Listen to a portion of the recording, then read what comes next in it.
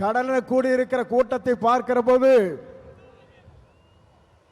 நாளை தமிழகத்தினுடைய முதலமைச்சர் என்ற வரலாற்று படைக்கிற கூட்டமாக இந்த கூட்டம் இங்கே இருக்கிறது. எல்லோரும் சொன்னார்கள்,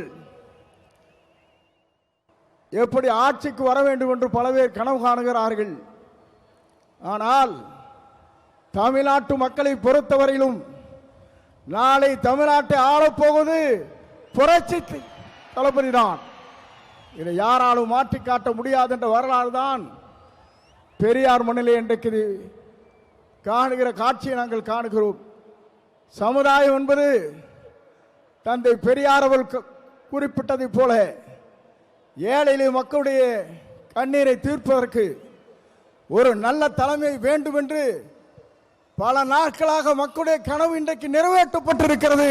மிக விரைவிலேயே தான் அந்த கனவு என்பது எல்லோரும் கூடுவார்கள், கூட்டம் கூடும், கலைந்து போகும்.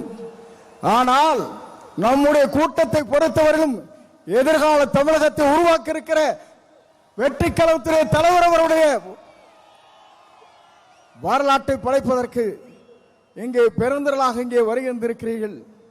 அதோடு மட்டுமல்ல, சிலவே நினைக்கிறார்கள் தலைவரை பொறுத்தவரையிலும் மனிதனை மிக்கவர், நல்லவர், வல்லவர், உங்களுக்காகவே வாழ்ந்து கொண்டிருப்போர் என்பதை மறந்துவிடக் கூடாது.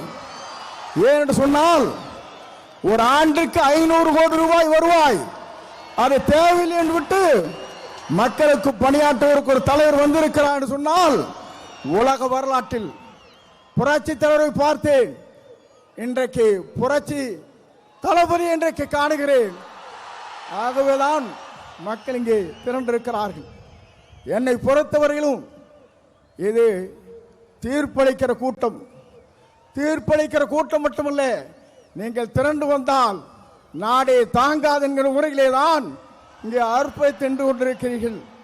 உங்களை பொறுத்தவரையிலும் எதிர்காலம் பிரகாசம் உள்ள எதிர்காலமாக மாறப்போகிறது.